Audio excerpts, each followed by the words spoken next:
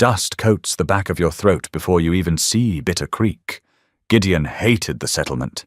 He hated the stench of unwashed bodies, masked by cheap lilac water, the rattle of poorly greased wagon wheels, the nervous, empty chatter of folks who didn't know how to survive a winter. He came down from the high ridge twice a year. Salt, lead, coffee. This time he figured on leaving with 50 pounds of dry goods. He didn't figure on a woman. Boot heels struck the splintered boardwalk with a hollow, tired rhythm. Gideon stopped outside Hiram's Provisions, resting his hand on the rough timber of the supporting post. The wood felt damp, rotting from the bottom up. He breathed in, filtering the smells of the street mule dung, stale beer, lye soap, and the sharp metallic tang of slaughterhouse runoff from the edge of town. It made his stomach tight. 6 months in the high pines bleached a man's palate, making the chaos of human habitation feel like an assault. He pushed through the warped bat-wing doors of the mercantile. The bell above chimed a weak, pathetic note. Inside, the air was suffocatingly close, smelling of cured tobacco, rancid bacon grease, and old wool. Gideon walked heavy. He didn't try to quiet his steps. He carried 3 heavy bundles of prime winter pelts slung over his left shoulder, the weight of the dead animals grounding him. Hiram, a man whose skin looked like boiled dough, stood behind the counter. His small eyes darted to the furs, a greasy sheen of calculation washing over his face. Gideon didn't speak. He unceremoniously dropped the bundles onto the counter. A cloud of dust and microscopic hairs puffed into the air. "Good season?" Hiram asked, his voice a wheeze.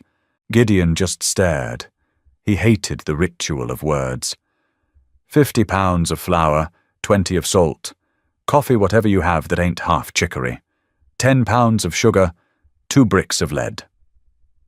Hiram nodded, his fingers already picking at the bindings of the pelts, greedy to assess the beaver and fox.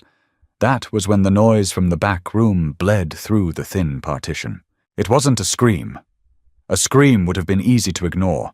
Screams meant panic, and panic belonged to fools. This was a low, desperate sound. The scraping of a heavy boot against floorboards, a sharp intake of breath, a heavy thud. Gideon kept his eyes on Hiram, but the merchant looked away, suddenly very interested in the stitching of a beaver pelt. "Your back room," Gideon said, his voice grating like 2 river stones. "Nothing that concerns a man from the ridge." Hiram muttered, not looking up. "Just settling a ledger." Gideon didn't care about ledgers. He didn't care about town justice or who owed what. But a sudden sharp crash of glass echoed from the back, followed by a heavy wet slap. Gideon's jaw tightened. He turned away from the counter, his heavy coat brushing the flour barrels, and walked to the curtained doorway. He pulled the stained fabric aside. The back room smelled of spilled kerosene and sweat. A large man, heavy around the middle, wearing a dirty canvas duster, had a woman backed against a stack of crates. He had her by the hair. Her head was yanked back, exposing the pale skin of her throat. She wasn't crying. That was the first thing Gideon noticed.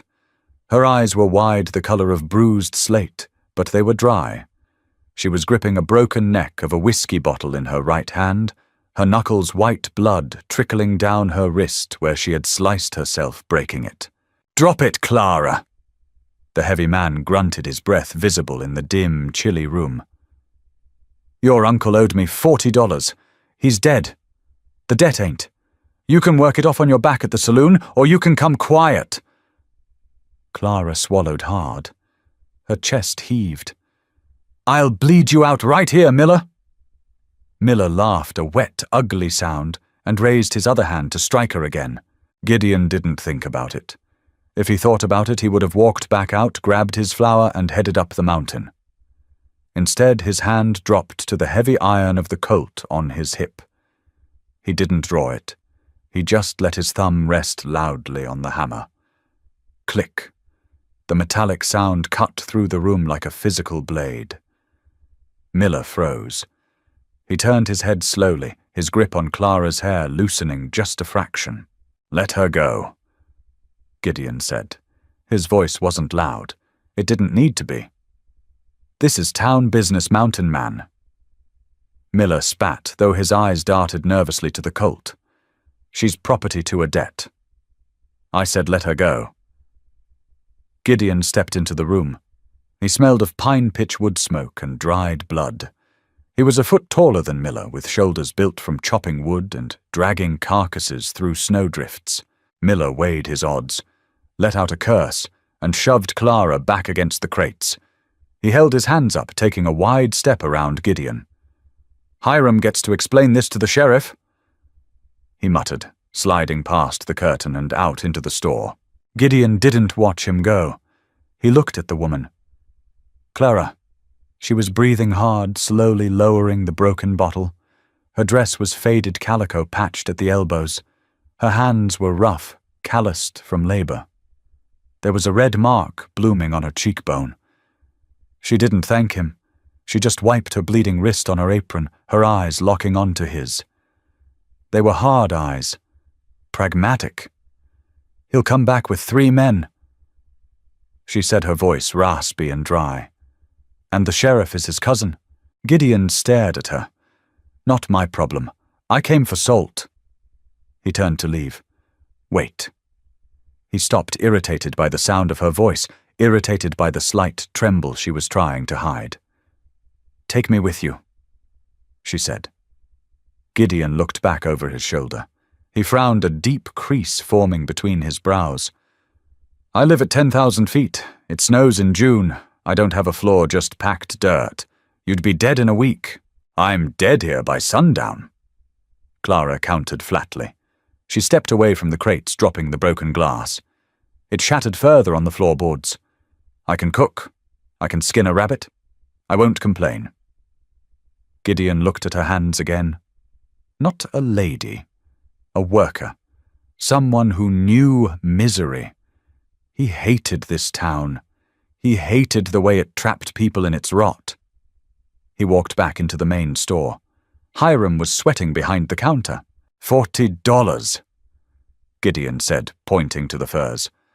"Take it out of the prime beaver. Clear her uncle's ledger. Give me my supplies." Hiram opened his mouth to argue, saw the dead flat look in Gideon's eyes, and quickly reached for his account book. Gideon turned back to the curtain. Clara was standing there, clutching a small, worn carpet bag. She had been ready to run for days. "Grab the coffee," Gideon said. "We ride in 10 minutes. Bitter Creek faded behind them, swallowed by the rolling dust and the scrub oak, but the stench of it seemed to cling to Gideon's coat for miles. He rode his heavy roan gelding, leading the 2 pack mules. Clara rode the smaller mule, perched precariously atop a sack of oats and bundled canvas. They hadn't spoken since leaving the mercantile.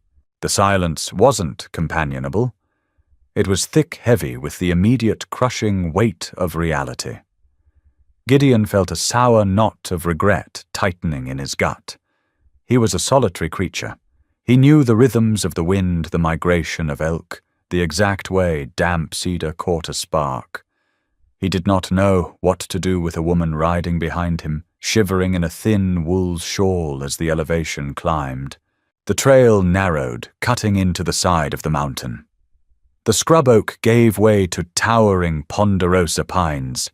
The air cooled dramatically, biting at exposed skin.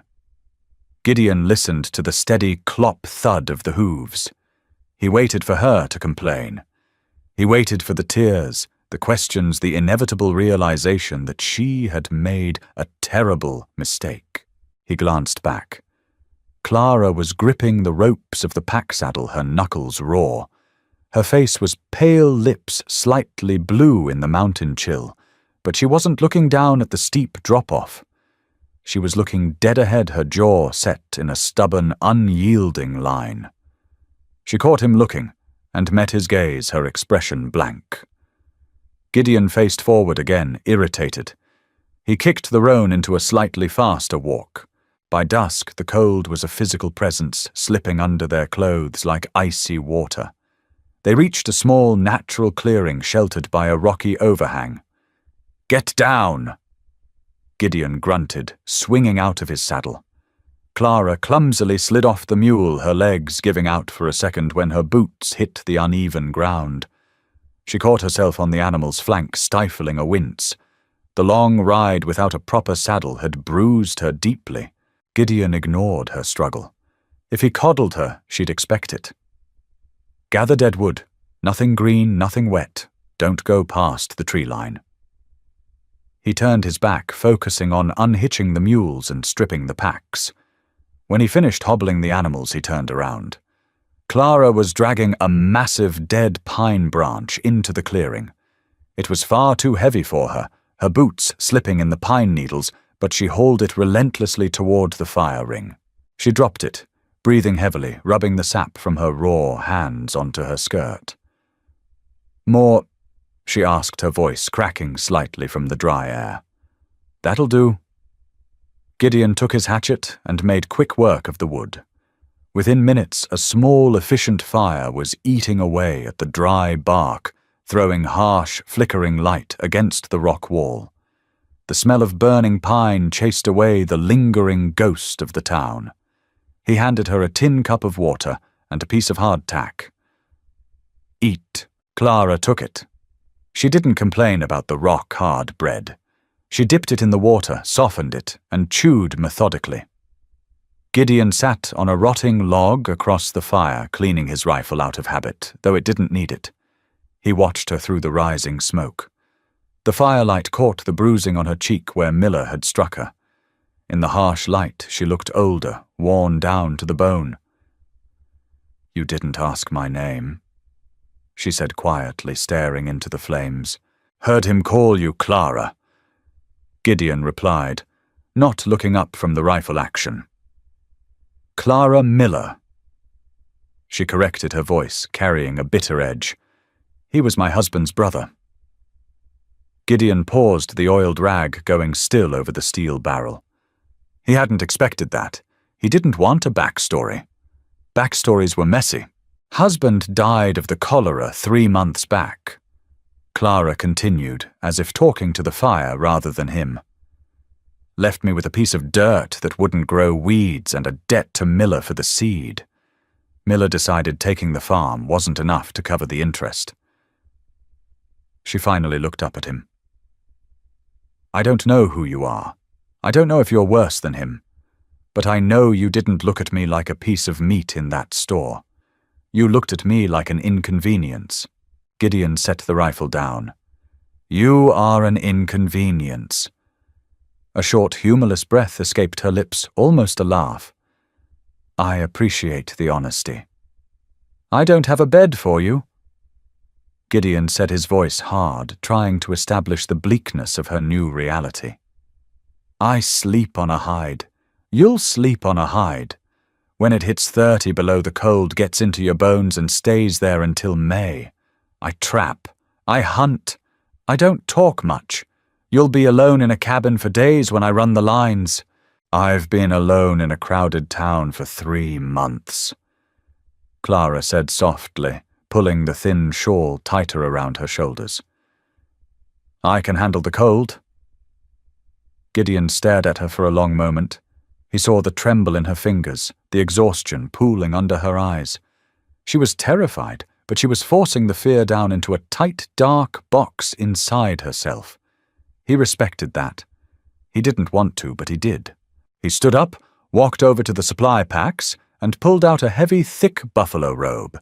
He tossed it across the fire. It landed at her feet with a heavy, muffled thud. "Wrap up in that," he ordered, turning away to roll out his own bedroll on the cold ground. "We climb another 3,000 feet tomorrow. We ride at first light." He lay down, turning his back to the fire, and to her. For a long time, the only sounds were the popping of the sap in the fire and the distant mournful howl of a coyote. Then he heard the heavy rustle of the buffalo robe and a faint trembling intake of breath. Gideon closed his eyes, the smell of wood smoke filling his lungs. He had come down for 50 pounds of dry goods. He had a feeling this winter was going to be the heaviest he had ever carried. Frost clung to the mule's whiskers by midday. The trail had vanished beneath a jagged incline of scree and loose shale, forcing Gideon to dismount and lead the roan by the bridle. He didn't look back to check on Clara. If she fell, he would hear the clatter of rocks. If she froze, she'd simply stop moving. That was the law of the ridge. It didn't negotiate with fragile things. The air up here was thin, tasting of ozone and crushed granite. Every breath required deliberate effort. Gideon kept his pace punishingly steady, his long legs eating up the incline while his boots crushed through the crust of early autumn snow. Behind him, the smaller mule snorted in protest, its hooves sliding on the treacherous footing. A sharp, sudden gasp broke the monotonous crunch of snow. Gideon stopped. He turned slowly, expecting to see her weeping or demanding a halt. Clara was pitched forward over the mule's neck, her fingers tangled in the animal's coarse mane. The pack underneath her had shifted violently when the mule stumbled, threatening to dump her down the steep, rocky drop-off to their left. Her face was buried against the mule's rough coat, her shoulders heaving as she fought for oxygen in the high altitude. "Shift your weight right." Gideon ordered, his voice flat. She didn't answer immediately. Her knuckles were bone white. Slowly, agonizingly, she dragged her upper body to the right, leaning into the slope. The mule stabilized, pinning its ears back. Gideon walked back down the few yards separating them. He grabbed the frayed rope securing the canvas sack she was sitting on and yanked it hard, cinching it tight against the iron ring. His knuckles brushed her knee. Through the thin wool of her skirt, she felt like ice. She lifted her head. Her lips were cracked, a thin line of dried blood at the corner of her mouth. Her slate eyes were bloodshot from the biting wind, but they held no plea for mercy. "I can walk," she rasped, her voice barely louder than the wind cutting through the pines. "You'd slow me down," Gideon replied. He didn't offer a hand. He didn't ask if she was hurt. He turned his back on her and grabbed the roan's bridle again. "Hold on to the mane. 2 more hours." They breached the timberline as the sun dipped behind the western peaks, casting the world in a bruised violet twilight. The cabin sat nestled in a grove of ancient lightning-scarred lodgepole pines. It wasn't a home. It was a barricade. Built from thick, unpeeled logs and sealed with mud and dried moss, it squatted against the elements like a stubborn badger. Smoke from the morning's banked fire barely trickled from the stone chimney. Gideon halted the animals. He unbuckled the saddlebags and threw them over his shoulder. "Inside!" Clara practically fell off the mule. Her legs crumpled the moment her boots hit the frozen earth. She didn't cry out. She braced her hands against the frozen mud, pushed herself up onto her knees, and then, trembling violently, forced herself to stand. Gideon kicked the heavy wooden door open. The hinges shrieked. Inside it was 10 degrees colder than the wind-battered exterior. The air was stagnant, heavy with the smell of old wood smoke, cured animal fat, and damp earth. There were no windows. A single heavy plank table sat in the center. A cast-iron stove hunkered in the corner like a rusted iron lung. The floor was dirt packed down over years until it felt like stone. In the far corner, a raised wooden platform held a pile of stiff, heavy furs. Clara stood in the doorway, the wind whipping her faded calico skirt around her bruised legs. She looked at the single bed. She looked at the blood-stained butchering block near the stove. She looked at the utter absence of comfort. Gideon struck a match against the doorframe, the sudden sulphurous flare illuminating the harsh lines of his face. He lit a kerosene lantern hanging from a rusted nail. "Shut the door," he said, moving immediately to the stove to revive the coals. "You're letting the wind in." Clara stepped over the threshold. She pushed the heavy timber door shut. The slam echoed in the cramped space, sounding terribly final. She dropped her worn carpet-bag onto the dirt. It landed with a pathetic, muffled thud. Gideon didn't offer her a seat. He didn't build up the fire to warm her. He threw 2 chunks of dry, split pine onto the embers, adjusted the damper, and walked out to strip the mules. When he returned an hour later, hauling the heavy sacks of flour and salt, the cabin was marginally warmer. Clara was sitting on the chopping block. She hadn't moved to explore. She hadn't unpacked. She was staring at her hands, which were blistered and raw from the ropes. Gideon dropped the sacks into a wooden bin. He took a tin basin, scooped water from a covered bucket, and set it on the stove to heat. He rummaged in a leather pouch and pulled out a tin of yellowish, strong-smelling salve. He dropped it on the table in front of her. "Pine pitch and bear fat," he muttered. "Rub it in, or your hands will split open by morning." Clara looked at the tin, then up at him. "Thank you." "Don't!" Gideon snapped, turning away to hang his heavy coat. "Infected hands can't chop wood. It's practical. Keep your gratitude." Routine settled like dust in a dry creek bed, heavy grey and impossible to ignore. For the first 3 days they existed in a tense, vibrating silence. Gideon woke before the sun breathing plumes of white vapor into the freezing cabin air. He would find Clara already awake, huddled beneath the buffalo robe, her eyes tracking him in the dark as he built the fire. He didn't give her chores. He simply did what he always did, and left her to figure out her own survival within his walls. On the 4th morning, a blizzard hit. It didn't announce itself with a gentle flurry. It slammed into the ridge with the force of a freight train, rattling the thick logs of the cabin and forcing white powder through the microscopic gaps in the chinking. The wind howled a constant shrieking pitch that scraped against the eardrums. Gideon couldn't check his trap lines. He was caged. He sat at the table, methodically cleaning his colt, breaking it down to the springs and pins, wiping them with an oiled rag. Clara stood near the stove. She had taken to wearing one of his spare wool shirts over her dress. It swallowed her, the sleeves rolled up past her elbows. She was making biscuits. Not the hard, tooth-breaking tack Gideon survived on, but actual biscuits. She had found his stash of baking powder, measured out the flour he'd brought from Bitter Creek, and mixed it with water and a dollop of rendered bear fat. Gideon watched her hands. They were stained yellow from the pitch salve, but they moved with a practiced, rhythmic efficiency. Knead, fold, press, cut with the rim of a tin cup. She didn't speak. She just worked. When the cast-iron skillet was hot, she dropped the dough in. The smell hit the air a few minutes later, toasted flour-hot grease, the faint, earthy tang of the bear fat. It was a smell that belonged in a farmhouse kitchen, not a trapper's hovel. It made Gideon's chest feel uncomfortably tight. It smelled like a memory he had spent a decade trying to freeze to death. Clara slid 2 hot biscuits onto a tin plate and set it down next to the disassembled pieces of his revolver. "They're dense," she said, wiping flour from her forehead. "Altitude messes with the rise." Gideon stared at the plate. He picked one up. It burned his fingertips a sharp, grounding pain. He took a bite. It was heavy, greasy, and easily the best thing he had tasted in 6 years. He swallowed, keeping his face entirely blank. "It's edible." Clara gave a short, hard snort. It wasn't a laugh, but it was close. "High praise.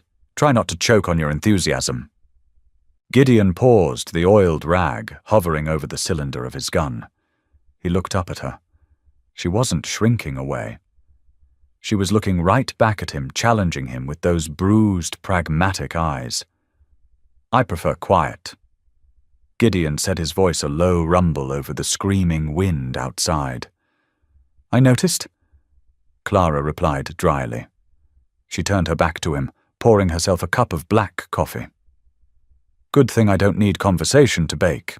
The tension in the room didn't snap, but it shifted. It stopped feeling like a standoff and started feeling like a negotiation. Later that afternoon, the cabin temperature dropped sharply as the storm intensified. The firewood box near the stove was half empty. Gideon stood up, grabbing his heavy coat and thick leather gloves. "Where are you going?" Clara asked, her voice tight. "You can't see 3 feet out that door. Woodpile is stacked against the south wall," he said, pulling his hat down tight. "Stove goes out, we freeze in 2 hours." He lifted the heavy wooden latch and pulled the door inward. The wind screamed instantly, sucking the warmth from the room and blasting Clara with a spray of fine, icy snow. Gideon slipped out, fighting with all his strength to drag the door shut behind him against the gale. Clara stood alone in the sudden echoing silence of the sealed cabin. The walls felt like they were pressing in. She hated the dark. She hated the isolation. It reminded her too much of the sod house where she had watched her husband turn yellow and die. 10 minutes passed, then 20. Clara paced the short distance between the bed platform and the stove. She threw another of the precious logs into the fire. The wind outside sounded demonic, tearing at the shingles. 30 minutes. Panic, cold and sharp, finally pierced her chest. If he froze out there, she was dead. She didn't know the mountain. She couldn't chop the massive logs. She was entirely dependent on a man who didn't even want her there. She moved to the door, placing her hands flat against the freezing wood. "Gideon," she whispered. Suddenly a heavy, wet thump hit the other side of the wood. Clara jerked the latch up and pulled. The wind violently tore the door from her grip, slamming it against the interior wall. Gideon collapsed across the threshold. He was coated in white, a massive, unrecognizable shape of snow and ice. His arms were wrapped around a massive load of split pine, which clattered onto the dirt floor as he fell to his knees. He was gasping, pulling ragged, tearing breaths into his lungs. Clara didn't scream. She didn't freeze. She grabbed him by the collar of his heavy coat and heaved backward, using her entire body weight to drag him fully inside. She let go, rushed back to the door, and threw her shoulder against it, fighting the blinding wind until the heavy iron latch clicked into place. The silence snapped back into the room. Gideon was on his hands and knees, shivering violently, snow melting into muddy pools beneath him. He tried to stand, but his left leg gave out. He cursed a harsh, guttural sound. Clara dropped to her knees beside him. She didn't ask if he was okay. She started unbuttoning his frozen coat with frantic, clumsy fingers. "Get off," he grunted, batting her hands away. "Shut up!" Clara snapped, her voice cracking like a whip. She grabbed his wrist, her grip surprisingly strong. "Your fingers are blue, you stubborn fool. Let me help you or I'll leave you to rot right here on the dirt." Gideon stopped fighting. He looked at her. Her face was pale, her hair wild from the wind, but her eyes were entirely steady. He let his arms drop. Clara stripped the frozen coat off him. She hauled him to his feet, ignoring his groan of pain as he put weight on his left side and half-carried, half-dragged him to the stove. She shoved him onto the butchering block. She didn't offer comfort. She offered survival. And as Gideon sat there watching her violently rub the circulation back into his freezing hands, he realized he had brought a woman up the mountain who was just as hard to kill as he was. Fever took him before midnight. It didn't announce itself with a gentle sweat. It hit him like a physical blow, rattling his teeth and turning his skin to dry parchment. Gideon lay on the raised platform under the heavy furs, his chest hitching with every shallow breath. The cabin was dark, except for the dull orange glow bleeding from the seams of the cast-iron stove. He tried to sit up. His left leg, the one that had given out in the snowdrift, screamed in protest. His hands felt like they were packed in crushed glass. He let out a low, involuntary hiss through his teeth and fell back against the bundled hides he used as a pillow. Clara materialized from the gloom. She held a tin cup. "Drink," she commanded. Her voice lacked any bedside softness. It was the tone of a woman talking to a stubborn draft horse. Gideon turned his head away, his jaw tight. "Leave it. You're burning up and your lungs sound like wet gravel," Clara said, crouching beside the low platform. She didn't wait for permission. She slid a hand behind his neck. Her skin felt shockingly cool against his burning flesh. She forced the rim of the cup against his cracked lips. "Drink it, Gideon, or I'll pour it down your nose." He glared at her, his eyes glassy and unfocused in the dim light, but he opened his mouth. The water was hot and tasted sharply of willow bark, bitter astringent and entirely unwelcome. He choked on the first swallow, coughing violently, turning away as a spike of pain drove through his ribs. Clara didn't flinch. She kept her hand firmly behind his neck until the fit passed, then offered the cup again. He finished it, falling back onto the furs, exhausted by the simple act of swallowing. For the next 2 days the blizzard screamed its fury against the logs, and Clara fought her own war inside. Gideon was a terrible patient. He was a man accustomed to total autonomy, and his sudden dependence galled him. When the fever spiked, he muttered in his sleep. Not words, just low, angry sounds of frustration. When he was lucid, he watched her every move with dark, critical eyes. She ignored his glaring. She had work to do. The division of labor was no longer a negotiation. It was a dictatorship, and she held the reins. She rationed the wood with brutal efficiency, letting the cabin grow uncomfortably cold during the day to ensure they had enough fuel to survive the freezing nights. She broke down the heavy pine rounds using a splitting maul that weighed nearly as much as she did her shoulders, screaming with the effort. On the second afternoon, while Gideon slept heavily, the fever finally breaking, Clara went through his supplies. She needed to know exactly what stood between them and starvation. Behind a stack of flour sacks, she found a wooden crate. Inside were neatly folded canvas tarps, a tin box of spare ammunition, and a smaller carved cedar box. Clara opened it. It didn't hold money or tobacco. It held a delicate silver pocket watch with a shattered glass face, a heavy brass compass, and a small stack of letters bound in rotting twine. The paper was yellowed, the edges crumbling. She didn't untie the twine.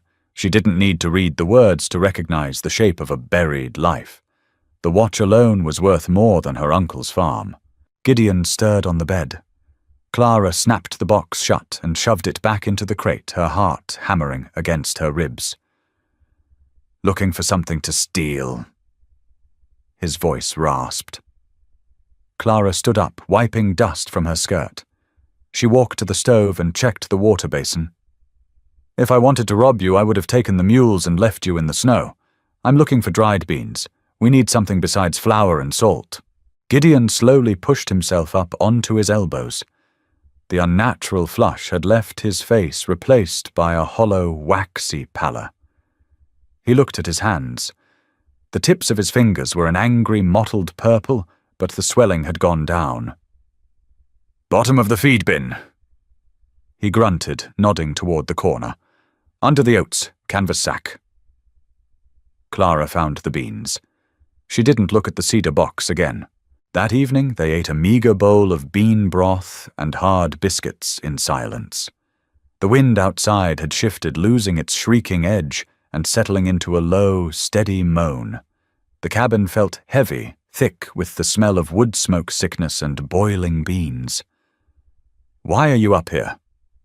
Clara asked suddenly. She didn't look at him. She stared into her tin bowl, swirling the cloudy broth. Gideon paused his spoon halfway to his mouth. He looked at the woman sitting across from him. Her hair was greasy, her face smudged with soot, and her hands were heavily blistered from the axe handle. She looked exactly like what she was, a survivor. "Towns are crowded," he said finally. "That's not an answer. It's the only one you're getting." He set his bowl down on the butchering block. He picked up his Colt, a habit formed by years of isolation. He checked the action, ignoring the twinge of pain in his stiff fingers. "You handled the wood. You handled the fire. You didn't panic?" Clara looked up. She didn't smile. "Panic gets you killed. My husband panicked when the cholera hit. He stopped drinking water. He stopped fighting. He just lay there and waited to die." Gideon met her slate-grey eyes. He saw the cold anger there, not at the disease, but at the surrender. He understood that anger intimately. "I don't wait to die," Gideon said quietly. "Good," Clara replied, picking up her bowl. "Because I'm not digging a grave in frozen dirt." Silence woke him. The crushing, absolute silence of a mountain holding its breath. Gideon opened his eyes. The interior of the cabin was dark, but a thin blade of brilliant, agonizingly bright light pierced through a crack in the doorframe. The wind had stopped. He sat up, swinging his legs over the side of the platform. His left knee popped loudly, a dull ache radiating up his thigh, but it held his weight. His hands were stiff, the skin dry and peeling around the knuckles, but the deep, bone-aching numbness was gone. Clara's brutal friction massage with the bear fat had saved him from losing fingers. He grabbed his heavy coat and walked to the door. He didn't pull the latch immediately. He leaned his shoulder against the thick wood and pushed. It didn't budge. 4 days of blizzard had packed the snow solid against the eastern wall. He swore under his breath. He turned to grab the short-handled spade resting near the stove, only to find Clara already holding it. She wore his spare wool shirt again, belted at the waist with a piece of rope. She handed him the spade without a word. Gideon took it. He worked the latch open and began hacking at the compacted snow. It was like chipping at solid limestone. It took 20 minutes of grueling, sweat-inducing labor to clear a hole large enough to crawl through. When he finally pushed his way out, the glare of the morning sun off the pristine snow blinded him. He raised a hand to shield his eyes, coughing, as the painfully cold, thin air hit his recovering lungs. The world had been erased. The scrub brush, the jagged rocks, the trail they had taken, all buried beneath 4 feet of blinding white powder. The ponderosa pines sagged under heavy cloaks of snow. The sky was an impossible bruised blue, completely empty of clouds. Clara crawled out behind him. She stood up, sinking to her thighs in the drift. She looked around, her breath pluming in the frigid air. She didn't gasp at the beauty of it. She squinted at the sheer volume of snow. "The mules!" she said, her voice sharp in the still air. Gideon waded toward the lean-to attached to the back of the cabin. The crude structure had held, though the snow was banked almost to the slanted roof. He dug furiously with the spade, tossing heavy clumps of ice and snow over his shoulder. When he breached the entryway, a low, miserable bray greeted him. The mules were alive, huddled together for warmth, the water in their bucket frozen solid. "They need water." Gideon rasped, leaning heavily on the spade handle. His chest burned. He had pushed his recovery too fast. "I'll melt snow," Clara said, already turning back toward the tunnel leading into the cabin. "You check your traps. We need meat." He didn't argue. He couldn't. Strapping on his snowshoes was an agonizing process with his stiff fingers. He grabbed his rifle and a burlap sack, leaving the immediate perimeter of the cabin. The snowshoes kept him afloat, but every step was a heavy drag. He checked the first 3 snare lines set close to the tree line. Empty. The storm had kept the animals hunkered deep in their dens. By the time he reached the 4th trap, located near a frozen creek bed, the cold was biting through his heavy wool trousers. A large snowshoe hair hung suspended from a bent sapling, perfectly preserved by the freezing temperatures. It was stiff as a board. Gideon unhooked the wire, dropping the frozen carcass into his sack. It wasn't an elk, but it was fresh protein. He checked 2 more lines, found another hair, and turned back. The exertion had drained him. His vision swam slightly at the edges, the white glare of the snow triggering a throbbing ache behind his eyes. When he reached the cabin, Clara had cleared a wider path to the door and exposed the woodpile. Smoke curled steadily from the chimney. He dropped the burlap sack onto the butchering block inside. The cabin felt incredibly warm compared to the biting cold outside. 2 hares, he said, shrugging off his coat. He watched her. He expected her to balk at the frozen, rigid animals. Most town women wouldn't know where to start. Clara didn't hesitate. She grabbed a sharp skinning knife from the block. "They're frozen solid.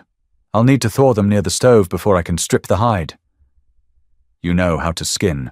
Clara paused, looking at him, as if he had asked a phenomenally stupid question. "I ran a farm for 3 years with a man who couldn't swing an axe without pulling a muscle. I know how to gut a rabbit, Gideon." She picked up the sack and moved it closer to the iron stove, setting it on a piece of canvas. Gideon watched her hands. They were rough-stained and competent. He walked over to the table and sat heavily on the wooden bench, pulling his cleaning kit toward him to wipe the condensation off his rifle. "Miller," Gideon said quietly. The name sounded ugly in the quiet cabin. "He's not a man who lets a debt go." Clara kept her back to him, turning one of the stiff hairs closer to the heat. "No, he isn't. He knows I came from the ridge. He knows you left with me." "He won't come up here," Clara said, her voice flat, devoid of emotion. "Not until the spring thaw. The pass is choked. Nobody comes up the mountain in winter unless they have a death wish." Gideon wiped a thin layer of oil over the gun barrel. "Spring comes eventually." Clara finally turned to look at him. She held the skinning knife in her right hand, the blade catching the dim light of the fire. The bruising on her cheek had faded to a sickly yellow, but the hardness in her eyes was permanent. "Then we have until spring," she said, her voice dropping to a harsh whisper. "Until then, I'll boil your water, I'll skin your rabbits, and I'll keep the fire from dying. But don't expect me to sit around shivering at the thought of a man I already decided to kill." She turned back to the stove. Gideon didn't reply. He carefully set the rifle down. He looked around the cramped, dirt-floored cabin. For the first time in 6 years, the space didn't feel entirely empty. It felt fortified. He hadn't brought a damsel up the mountain to save. He had brought a partner to hold the line. Grease build-up on the iron stove gave off a sharp, rancid odor that clung to everything they wore. By January, the cabin had become a sensory trap, thick with the smell of wood ash, unwashed wool, and the coppery tang of animal blood. Gideon sat on a low, 3-legged stool near the hearth, working a fleshing knife over a stretched fox pelt. The rhythmic scrape-shh of the iron blade against the stiff hide was the only sound in the room. He worked methodically, stripping away the yellowed fat and translucent membrane. It was grueling, filthy work. He used to do it in a trance, his mind blissfully empty, listening only to the wind. Now the space hummed with an invisible, suffocating current. Clara sat across the narrow room, bathed in the weak grey light, fighting through the single scraped hide window Gideon had cut into the eastern wall. She was mending his spare canvas trousers. She didn't hum. She didn't sigh. She pulled the heavy waxed thread through the stiff fabric with a sharp, aggressive jerk, her jaw set. Her silence was louder than a shouting match. Gideon paused, the blade of his knife resting against the raw hide. He wiped sweat from his forehead with the back of his wrist. He hated that he knew exactly how she breathed. He hated that he recognized the slight hesitation in her needlework when her blistered fingers cramped. His sanctuary was ruined. He had spent years building a fortress of absolute isolation, and she had dismantled it simply by existing within its walls. "Thread's rotting," Clara said abruptly, not looking up. "I'm doubling the stitch. It'll be thick, but it won't tear." "Fine," Gideon grunted. He went back to the pelt. Scrape-shh, scrape-shh. He expected her to stop there. She rarely spoke unless it concerned their immediate survival, but the needle paused mid-stitch. "You talk in your sleep," she noted. Her tone was clinical, detached. Gideon's grip on the knife handle tightened until his knuckles went pale. He didn't look at her. "No, I don't." "You do. You say a name." "Sarah." Clara bit off the end of the thread with her teeth, spitting the frayed tip onto the dirt floor. "You sound like you're trying to dig her out of the ground." The knife slipped. The sharp edge bit into the fox pelt, tearing a jagged 2-inch gash through the prime center of the fur. A ruined hide. A week's worth of coffee gone. Gideon didn't swear. He didn't throw the tool. He slowly lowered the knife to the dirt floor. The silence that rushed in to fill the space was heavy, violent and highly combustible. He finally lifted his head, his dark eyes locking onto hers. They were entirely hollow, stripped of whatever humanity he usually managed to project. "You sew the pants," Gideon said, his voice dropping to a gravelly, dangerous whisper. "You boil the water. You don't dig in my head." Clara met his stare. She didn't flinch, but her throat worked as she swallowed hard. She recognized a cornered animal. She folded the heavy canvas over her knee. "I'm not digging. I'm just telling you what I hear when the wind dies down." Gideon stood up, his massive frame eating up the cramped space of the cabin. He grabbed his heavy coat from the peg, shoving his arms into the sleeves. He didn't bother with his gloves. He unlatched the heavy timber door and shoved it open, stepping out into the biting sub-zero twilight. He stood in the snow for an hour, chopping frozen pine rounds into kindling until his lungs burned and his bare hands were bleeding from splinters. He wanted the cold to freeze the anger out of him. He wanted to forget the sound of her voice saying that name. When he finally stepped back inside his boots caked in ice, the cabin was dark. The fire had been banked. Clara was curled on her side of the raised platform, facing the wall, bundled entirely beneath the heavy buffalo robe. Gideon walked to the stove, throwing 3 pieces of the freshly chopped wood onto the coals. He stood there, letting the heat thaw his numb fingers. A low hitching sound came from the bed. Gideon turned. Clara was shifting violently beneath the heavy furs. It wasn't the restless turning of someone trying to get warm. Her legs kicked out, striking the log wall with a heavy thud. She gasped a sharp, strangled sound like a woman drowning in dry air. "Clara," Gideon said roughly. She didn't wake. She curled into a tight, trembling ball, her fingers clawing desperately at the edge of the robe. "Don't!" She whimpered the word, raw and broken. "Miller, please. I don't have it. I don't—" Gideon felt a cold, hard knot form in his gut. It wasn't pity. Pity was useless. It was a vicious, protective rage that he had no business feeling. He crossed the dirt floor in 2 strides. He didn't try to be gentle. He grabbed her shoulder through the thick hide and shook her hard. "Clara, wake up." She exploded upward. Her arm swung out blindly, her closed fist catching Gideon hard on the cheekbone. The blow rocked his head back. Before he could react, she was scrambling backward against the rough logs, her breath coming in ragged, tearing sobs, her eyes wide and completely unseeing in the dim light. "Stop!" Gideon barked, catching both of her wrists in one of his massive hands. He pinned them to her chest, not hard enough to bruise, but hard enough to hold her entirely still. "Look at me!" She thrashed her bare feet, kicking at his shins. She was entirely lost in the memory of the back room, the smell of kerosene, the heavy hands of a man collecting a debt in flesh. Clara," Gideon repeated, lowering his voice, forcing it to rumble deep in his chest.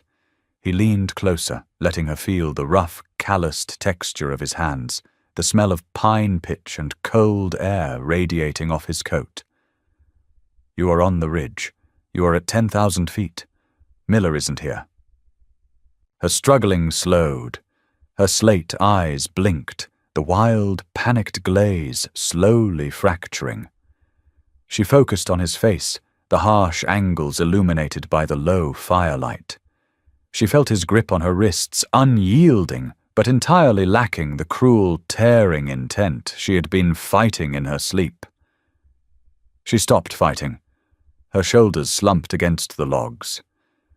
She didn't cry, but her entire body shook with the violent aftermath of adrenaline. Gideon immediately released her wrists and stepped back. He put 2 feet of distance between them, wiping a smudge of dirt from his jaw where she had hit him. "He's not here," Gideon repeated flatly. Clara pulled her knees to her chest, wrapping her arms around them.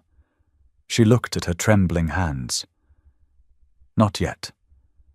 Water dripped from the eaves. It was a slow, agonizingly erratic sound plink. Plink. But to Gideon it sounded like a hammer striking an anvil. The snowpack was rotting from the bottom up.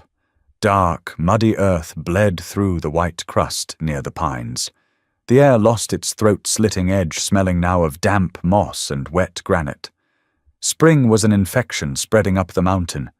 They were out of flour down to the last handful of dried beans surviving on a stringy badger Gideon had trapped days prior. Winter had bled them dry. Gideon stood by the open door, staring down the jagged slope. The pass would be clear of snowdrifts in 2 weeks. A horse could make it up. A determined posse certainly could. He turned back. Clara was scrubbing the iron skillet with river sand. She looked thinner, the heavy wool shirt hanging loose on her frame, but the hollow, defeated look she carried up the mountain was gone. Her movements were sharp and violently efficient. Gideon walked to his wooden supply crate, reaching past the cedar box holding his watch. His hand closed around heavy oiled canvas. He pulled it out and set it on the butchering block. Clara stopped scrubbing. She watched his hands unroll the fabric. It was a Colt Dragoon, a massive, terrifying piece of iron and wood weighing over 4 pounds. It was a cavalry weapon designed to drop a horse at 50 paces. Beside it lay a powder flask, percussion caps, and a pouch of heavy lead balls. "Leave the pan," Gideon ordered.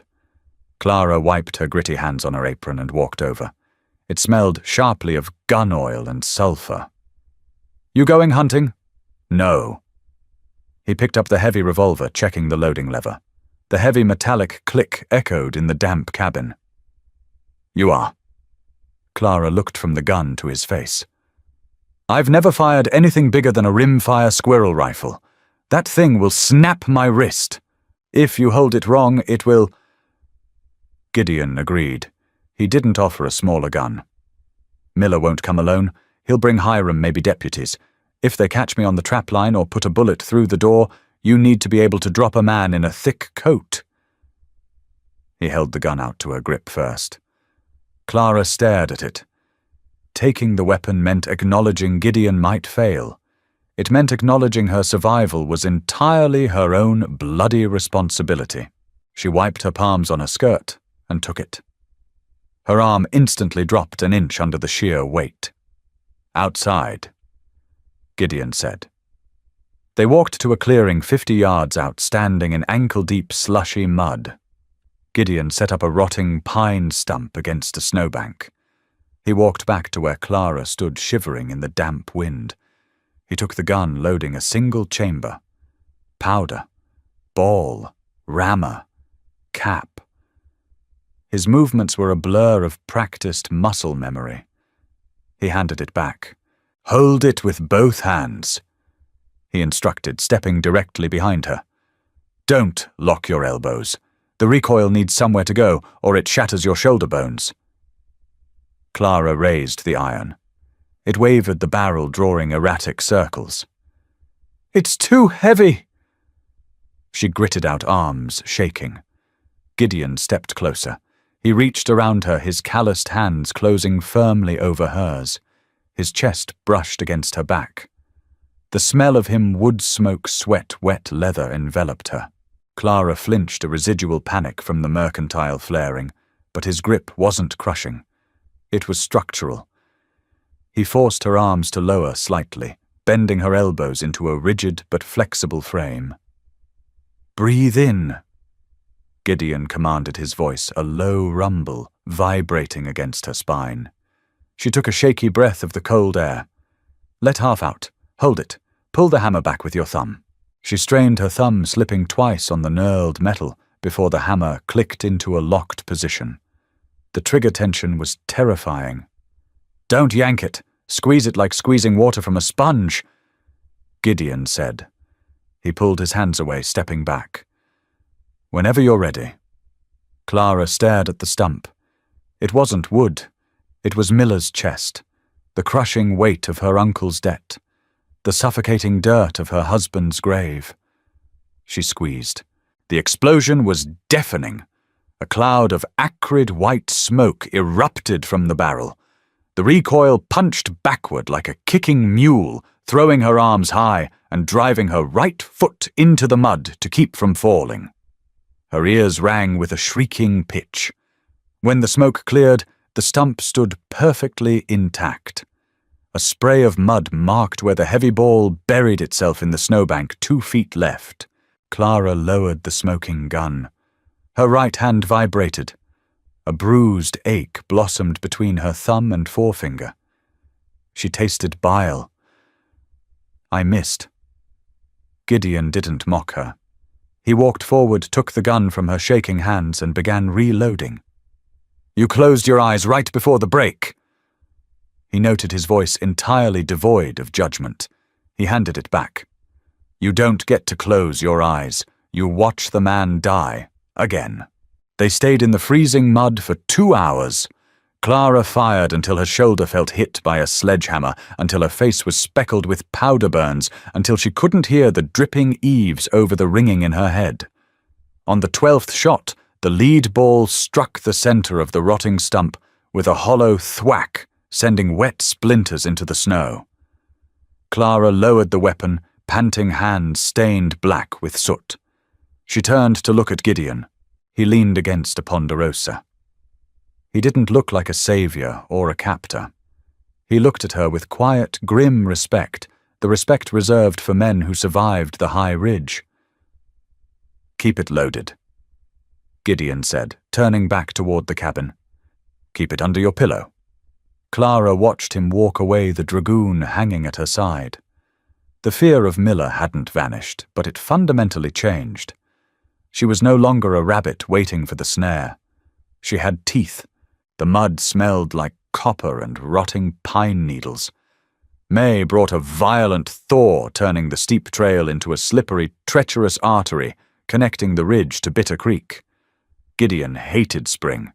It meant the world could reach him again. He was splitting the last of the winter deadfall when the blue jays went silent. Gideon paused, the heavy maul resting on the scarred chopping block. He listened. Beneath the rush of snowmelt in the creek, he heard it. The unmistakable rhythmic squelch of hooves fighting uphill in deep mud. Leather creaking under heavy riders. He didn't run. Panic was for prey. He quietly set the maul down and picked up the Winchester leaning against the cabin wall. He racked a shell into the chamber. The metallic clack-clack was loud enough to carry through the open door. Clara stepped into the threshold. She held a tin bucket of ashes. She saw Gideon's posture, the rigid line of his shoulders, the rifle gripped tight against his thigh. She didn't ask. She dropped the bucket. It clattered against the stone hearth. She turned back into the shadows of the cabin. 3 riders breached the tree line. Miller rode point. He looked heavier, his canvas duster stained with months of saloon grease and trail dirt. Behind him rode Hiram, looking miserable and terrified, clutching the reins of a rented roan. The third man was a stranger, a hired gun with a narrow face and a shotgun resting casually across his saddle horn. They stopped 30 yards out. The horses blew hard flanks, heaving vapor rising from their wet coats. Miller spat a stream of dark tobacco juice into the slush. He looked at the cabin, the smoke, and finally at Gideon. He smiled. It was a wet, ugly expression. "Long ride up, mountain man." Miller called out. His voice echoed off the granite peaks. Gideon stood perfectly still by the chopping block. "Ride back down. I'm here for my property," Miller said, shifting his bulk in the saddle. "She owes a debt. You harboring her makes you party to theft. Town law says I can collect. Town law stops at the tree line," Gideon replied. His voice was a flat, dead calm. He raised the Winchester, the barrel resting level with Miller's chest. "Next man who kicks a horse forward dies." The hired gun laughed a short, scraping sound. He swung the shotgun up. It happened in a fraction of a second. Gideon didn't wait to see the flash of the scattergun. He dropped to a knee, firing from the hip. The Winchester roared. The hired gun jerked violently, his shoulder blooming red, his shotgun discharging wildly into the pine branches above as he tumbled backward off his horse. Miller cursed, drawing his sidearm. Hiram screamed and spurred his horse around, fleeing blindly back down the treacherous trail. Gunfire shattered the mountain silence. Splinters exploded from the chopping block as Miller's first shot missed Gideon's head by inches. Gideon jacked another round, but the lever jammed a warped casing from a bad batch of brass. He swore, tossing the useless rifle aside, and lunged for the cover of the woodpile, drawing his Colt. Mud sprayed across his face as Miller fired again, the bullet burying itself in the stacked pine. "You're out of your depth, trapper," Miller roared, kicking his horse forward, closing the distance. He had the high ground. He had the angle. He leveled his revolver at the gap in the woodpile where Gideon was pinned. The heavy timber door of the cabin swung wide open. Miller didn't even look. He assumed she was cowering. He assumed she was beaten. Clara stepped into the blinding morning light. She didn't shout. She didn't hesitate. She stood exactly as Gideon had taught her, feet planted in the slush elbows, slightly bent, both hands gripping the massive iron dragoon. Miller caught the movement in his periphery. He turned, his eyes widening as he registered the size of the weapon in her hands. He swung his gun toward her. Clara didn't close her eyes. She squeezed the trigger. The dragoon detonated with the force of a cannon. A 3-foot tongue of flame and thick white smoke erupted from the muzzle. The recoil threw Clara back a step, her boots sliding in the mud, but she kept her footing. The heavy lead ball caught Miller square in the chest. It didn't just knock him off his horse, it lifted his massive frame backward, tearing him from the saddle. He hit the ground with a sickening wet thud, sliding 2 feet in the slush before coming to a complete stop. His horse reared, panicked by the explosion, and bolted into the trees. Silence slammed back down on the clearing, heavier than before. The ringing in Clara's ears was absolute. The acrid smell of black powder burned her nose. She stood frozen, the heavy dragoon smoking in her hands, her chest heaving. She stared at the crumpled, motionless mass of canvas in the mud. Slowly, the crunch of boots broke through the ringing. Gideon stepped out from behind the woodpile. He didn't look at Miller. He walked straight to Clara. He reached out and gently took the heavy revolver from her shaking hands. He uncocked the hammer and let his arm drop to his side. Clara looked up at him. Her face was pale, smeared with soot, her grey eyes wide and searching. She was waiting for the revulsion. She was waiting for him to look at her, the way the town did, as something broken, something violent. Gideon didn't. He looked at her bruised hands, the mud on her boots, the fierce, terrifying will to live that radiated from her bones. He raised his free hand and wiped a smudge of black powder from her cheekbone with his thumb. The calloused skin scraped against hers. It wasn't a gentle touch, but it was incredibly anchoring. "Fire's getting low," Gideon said quietly, his voice a rough rumble. Clara swallowed hard, the tension in her jaw slowly uncoiling. She nodded once. "I'll fetch the wood." They didn't embrace. They didn't declare their salvation. They simply turned their backs on the dead world bleeding out in the mud and walked together back into the cabin they had held. Survival in the high country isn't built on grand speeches or perfect heroes.